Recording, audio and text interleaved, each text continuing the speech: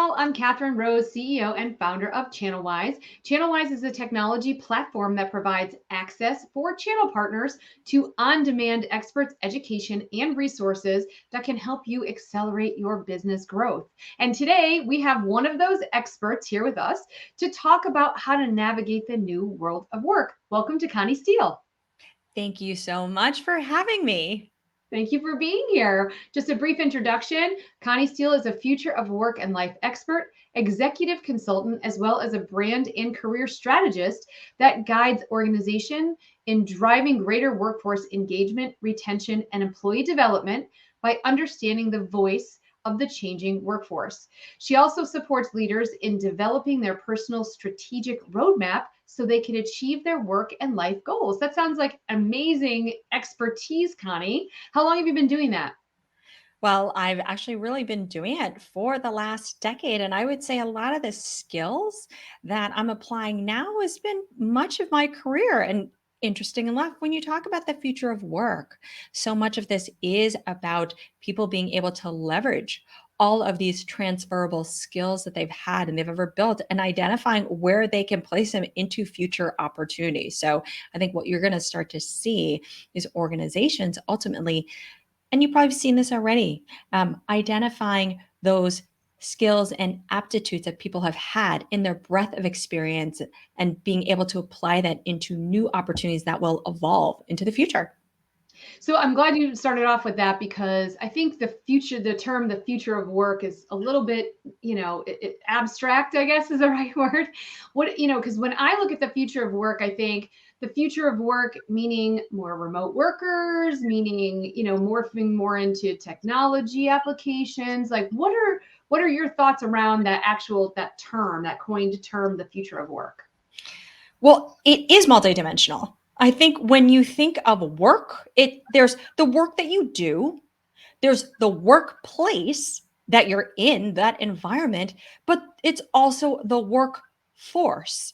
It's all of those three aspects that you have to think about. So when people talk about the future of work, it has historically been more on the technology oriented side. What are the tools and technologies that you would use to create greater efficiency and productivity and so forth? That was very much the narrative a couple of years ago. But the other piece too, people have been talking about is DE&I, right? Okay. But the reality is that if you look at the demographics, we're having a fundamentally shifted workforce where people are all quite diverse, right? Where things are going to be such that you have a population that is going to be consistently changing. So I think it's not so much about DE&I specifically where it skews towards a certain Mm-hmm. segment. I think Mm-hmm. it's how do you really embrace the diversity of people in their backgrounds, experiences, interests, perspectives, approaches to really catalyze an effective way to deliver the right outcomes for an organization and for themselves personally. And I'd say one other aspect, I look at future of work is not just future of work, it's future of work and life, because we now know that work and life are intertwined. You can't separate the two. And for a individual to feel successful, they need to be able to perform well in what they do professionally, but also feel like they're succeeding personally. Got it. Got it. So yeah, so you talked a little bit about the future of work, but you also talk a lot about, I know on your podcast, we'll get to that in a minute too, but the new world of work. Are those two things sort of interchangeable, those terms, or are they two separate things? I really put them together. So when I think of this new world of work, it is a reflection of where this future of work is going to be. So there really has been this evolution from one that's been siloed, more narrow, more sequential, rigid, and conformist, one that's more collaborative now, broad, agile, multimodal, multidimensional. It's really Right. about individual agency. And you're seeing that more and more. People wanting to have greater flexibility, control, optionality. They want to integrate really who they are. So you see this shift in, honestly, I see a shift towards greater convergence. We're in a world of and, not or. I think of you, Kathryn, where you are not just an entrepreneur. I mean, there's so much more behind you that has enabled you to create the wonderful business of channelWise Yeah. that you have, right? Yeah, And I so hear you. Yeah, well, I was going to say too that, this idea of it being more of an and, I think that's a really important thing because I think that is what, kind of the next generation of workers, that's what they're looking for.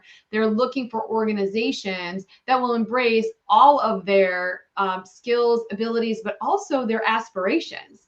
So it's not like you start off in marketing and that's where you just stay, right? And because that was the old way of work where it was like, okay, I'm in marketing, then my trajectory is, marketing, you started marketing coordinator, marketing manager, marketing director, and now it could be, well, I started off in marketing, but now I want to go into UI UX because I understand the customer journey a little bit better or whatever. Is that what you mean by the new world of work? 100%. If you think about where work was before, and you explained it beautifully, right? It was just, again, a very linear, sequential career development progression. Very clear rungs in the ladder. So it was very much about depth, right? But this next generation of workers is not looking for depth. I mean, to some degree, there's a level of depth that they want to learn, but it's really about breadth because they have the ability and optionality to explore all these different areas. And they see, in many ways, a natural integration between them and a connective tissue that enables them to build and create and grow in a much more effective way. Because look, all of us have multiple interests. We've always had interests. We all want to learn, right? But the traditional sort of perspective on how to grow your career was stay in a lane, stick in that lane, grow in that lane, and that should be it. But the reality is, we're not like that as people. We have so many different facets of ourselves. We have so many different interests. And you have the ability with technology, and you have the fact that this generation grew up with technology enabling this level of discovery and mastery, that they want to be able to pursue it. And they're finding ways to bring it all together. So how do you, I think it might be easier for an enterprise to say, okay, well, we're going to invest in you as a multi-dimensional employee, and here are your options. What about, smaller companies, like really, like even very, very small, or we call SOHO, so small office, home office, people who are just, kind of getting started and maybe adding folks up to maybe like the 20 employees. When you have the organizational goals that I need this person to do marketing, like how do you kind of bring those ideas of the future of work in when the organization's goals may not be necessarily in line with that multidimensional employee at this moment anyway? Well, what's interesting? I think it's actually easier for smaller businesses to tap into this desire for breadth versus larger organizations, because in enterprise organizations, you tend to want to specialize, right? You have a lot of different people who can functionally focus on a particular area. But when you're a smaller business, you have to wear multiple hats. You only have so much of a budget, and there's new things that pop up all the time.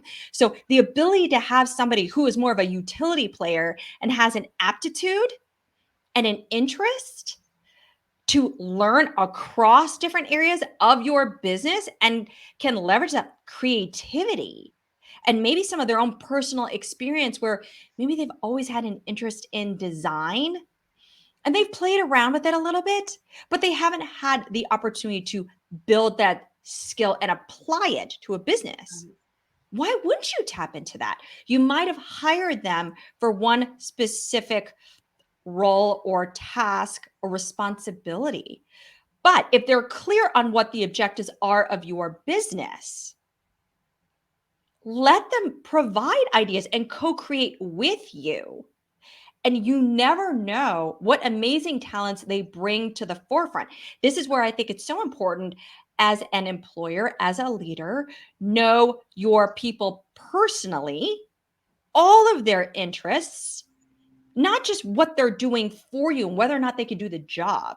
Because to me, you now have an amazing opportunity to bring those two together. And when they see a passion that they have personally being realized in a professional sense where it actually shows growth in that way, which then can show they might pivot into that. That is where you get a very engaged employee. I see what you mean in terms of the different size of organizations. It's probably more beneficial, as you were saying, for the smaller businesses because the person can wear a multitude of hats versus when you're in a larger organization, you may see a gap or you may see a process that needs to be changed, but if it's in another team, you're not really as readily able to jump over there and say, hey, you should fix this or fix that, right? Right. There's definitely more limitations because of the structure of the organization. So you would then there might be formality into working on cross-functional efforts, asking for permission to do so, wanting to be integrated as part of another team who's doing something that's super interesting. It might have to be formally determined that this is a new assignment for you versus, well, let's just do it tomorrow and see what happens and try. Yeah. Well, I know brings me to the next question too, very nicely, actually, because let's take the large enterprise, for example, how can you work with leaders to help them integrate these ideas and really engage with their teams in this new world of work? To me, it really comes down to understanding the voice of the workforce. What do I mean by that? Is that for any organization, if you think about how organizations are successful in products and services, you have to understand the voice of your customer. You need to know who they are, what they want, why they want it, what their motivations, behaviors, and actions are to determine, wait, is this the right fit? And subsequently, you then know what to build and how to optimize against it. Well, your workforce, your employees are customers too. They now have a choice and a voice, and they're expressing that. They want to make sure that their values, the goals and objectives of an organization, the impact that they want to have is aligned with what the company is doing too. They want to have a vested interest. They want to contribute. Mm-hmm. So when you understand who are the right people to help us get to that next level, where's the right company people fit, and you understand those individuals, those segments, that can guide you in terms of how to attract and retain the right people. It's doing that discovery work. You are a marketer, right? So how do you start to get to the right solution? Well, you have to do that gap analysis. Okay, this is where we are, but this is what our employees are saying, and ask them until you hear from them. What's working? What's not? Why? What do you feel you need? What are we doing well? What are we not doing well? But that's the data. You have to ask it, because I believe all companies are in the business of people, right? People power forward movement. They make the decision on the policies, the programs, the technology. Once you know what your workforce wants, needs, and why, and that's iterative, right? There's no one solution, but you have to start somewhere. How can you start small? Think of it as a product, right? Understand the data, understand what they're saying, co-create a solution together, try it. Because we're now in a world where fluidity is really the future. Where you work, when you work, how you work, who you work for, what tools you're using, the organizational structure that you have, it's constantly in motion. Right. So you have to have that mindset of testing and learning and iterating. I think the important thing you mentioned there too is the mindset, right? Because it has to be intentional. Yes. Because even today with the new world of work and a lot of this ideas that you're bringing up and the theories and practice, I still think that because we're so busy and inundated with all the tasks that we have to do, that sometimes we just don't stop and focus on this piece. And then we wonder why employees leave or people seem unhappy. And I think that is one of the things, is that developing that mindset. So talk a little bit about how can leaders really, I guess, lean into the mindset, but also carve out the time necessary to put these ideas in place? Well, to have the mindset really, if you're a company and you're looking to hit your goals, you know that you have to shift your organization to be more of an agile business, right? Fundamentally, to keep up with the pace of change, where uncertainty is a new certainty and change is constant. You're talking to your leadership to constantly figure out, how can we move at that pace? And so we have to adapt faster and faster and faster. So you're already needing to do that, but you're many times I think people think about it in terms of, again, those processes, the technology that will enable it. The reality is, how do you actually instill that in people? And a lot of this is this mindset of people can fail. It's okay to fail. So I think the first thing is, how do you get people to say, all right, having this more agile mindset is make it okay to fail and make it be a psychologically safe place for it to fail, because what you're doing is you're failing, but you're learning. You're not failing, you're learning. It's, we got it, information to establish some foundation. It could work. Maybe it means we pivot. It's just like an entrepreneur, right? You don't know. But the only way you'll really know is if you try, you learn from that data, you iterate, and it helps to create that level of fidelity that you're looking for. But I think so often, and this is sort of the mindset I grew up in, is that we need to do everything possible to contingency plan so the time we go out to market, it's perfect. Right. That is not reality anymore. What's good enough? I think it comes down to what is good enough to launch with, such that we can get some insight on how to make it better. And that if it doesn't quite work, people don't get penalized for suggesting new ideas, for trying new ideas, for implementing new ideas. It's great. We learned. So how do we take this information and do it better the next time? Fantastic. And we only have a few minutes left, and I know you do a lot of work with folks around their career and development, and and also obviously leadership. So we've heard obviously so much in the news lately about last year the theme was quiet quitting, where people would be unhappy with their jobs and they would just kind of hang out and grab a paycheck and then be disengaged. And now it seems the theme or the trajectory is downsizing. Every single day I get calls from friends who have just been laid off, or you see, this company's laid off 10,000 and that company's laid off 10,000. So how are you counseling the folks that you're working with? How are you directing them, when their jobs have been eliminated, or they are living this cloud of fear that their job may be eliminated?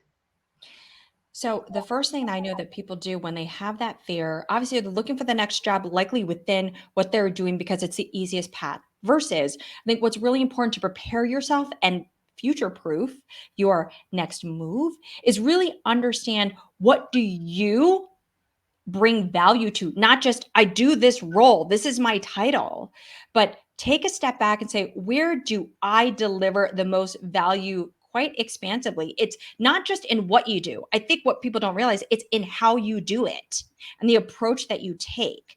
And also being clear. I think most, first and foremost, be clear on what is it that you want. So many times when these things happen, there's fear and all of a sudden you just jump to, let me find the next thing. Versus, I think it's a great opportunity for people to stop, have that introspection and self-reflection on, what is it that I really want in my life? So what does success look like for me in my life? What does success look like for me professionally as well? How do the two marry with each other? When you get that, like, what is that overarching goals and how does success look like? Then you start to see, interesting, what have the experiences that I've had in my career personally and professionally can enable me to achieve that, which then you start to build the roadmap of this is the right next move to make, because I know I will fulfill some core aspects that I've somewhat put aside because I've just been working away. Because what people are really looking for is that level of fulfillment now, right? They want to achieve happiness and fulfillment. It isn't just the money, title, power. So I counsel people first, it's, what does success look like for you on those two dimensions? And then how do you really understand everything in your professional and personal experience, where you have some core trends in how you work, where you work best, who you work for, who are you? How does that all come together to really define your unique value? I think that also comes through, obviously, when you're out there engaging with folks in interviews and even even informational interviews or networking after you lose your job. I mean, one of my friends, and she applied for this role, and it was on paper perfect for her, and it didn't materialize. And I said, you didn't even sound excited to me about that role. You know what I mean? It was something that obviously you checked all the boxes, but perhaps that attitude, kind of came across. So I think you're right. It's the idea of, what do I really want to do? How do my skills and abilities match up to that? And then maybe take the opportunity to feed that excitement into this next new role. And if I'm hiring, I want someone who's super excited to come work here. You know what I mean? Like, of course. 100%. If you think about what people are looking for is fit, meaningful fit. And fit doesn't just happen with check the box that I have this experience, I've worked in this kind of role, I've done X for how many years. It's, do the people, does the environment, does the energy, do the values, all of that is part of the overall experience that you are going to have with an organization. And so fit is also a feeling, not just a hard and fast metric. And I don't think we always acknowledge that. I mean, success, honestly, is also a feeling, not just a hard and fast metric. So there are several instances in which maybe your team or you didn't fully hit the specific goal that was set out, but you still felt successful because of the amount of learning and progress that you collectively made, which then provides the foundation for the next effort that you do. And I think we just need to really understand that and embrace that and say, hold on, let's not look at it in silos. Let's look at it really collectively. Because whenever we make that next pivot to another job, we want it to fit. We want it to really be a place where we can leverage our full skills and potential and grow. But if you're not looking within yourself and spotting the trends on a macro level and an internal level, you're always going to feel like this one isn't quite right. And then you're going to feel with the next one and the next one, and the next one. And then lo and behold, you're like, wait, is this really what I wanted to do Right. for the past 10 years? Got it. So yes, unfortunately, our time is coming to an end, but I wanted to ask you if you could just give us some final thoughts about what you want the audience to take away today from our discussion on the new world of work, the future of work, or any of the trends that you're seeing out there. Obviously, we're not going to go back to the way that we were. There is a new normal, but what that normal is going to be continually in flux because we are in a fundamental state of disruption. Everything is being challenged, right? And so I'd say embrace also, we're also reevaluating our relationship with work. It's being redefined. How we define success now, our pathway to success, what we're striving for is changing. But in the end, what we're looking for as people is how can we be our whole selves and find the right fit so that we can reach our potential and deliver the best work that we can. But in turn, that will help an organization reach their potential and reach their goals. So it's really about how do you find that broader fit? And I think that's going to be a fluid and changing aspect. And so if you can be okay with testing and learning and being that beta state, which you are, to be your best self, and organizations also embrace that as well, then ultimately everyone will be able to kind of create that sustainable growth. So I think folks are looking to determine how can I have that sustainable happiness, that sustainable fit, and sustainable performance. Fantastic. Well, thank you again, Connie. Thank you so much for joining us today. And thank you everyone for tuning in. Connie is available over on channelWise.com to chat with any of you one-on-one. If you'd like help with a specific challenge, we'll go ahead and go put her link into the profile on the post. And of course, on behalf of all of us at channelWise, we look forward to seeing you next time on an Ask the Expert Live. Thank you again. And until next time, everyone. Thanks, Connie. Thank you.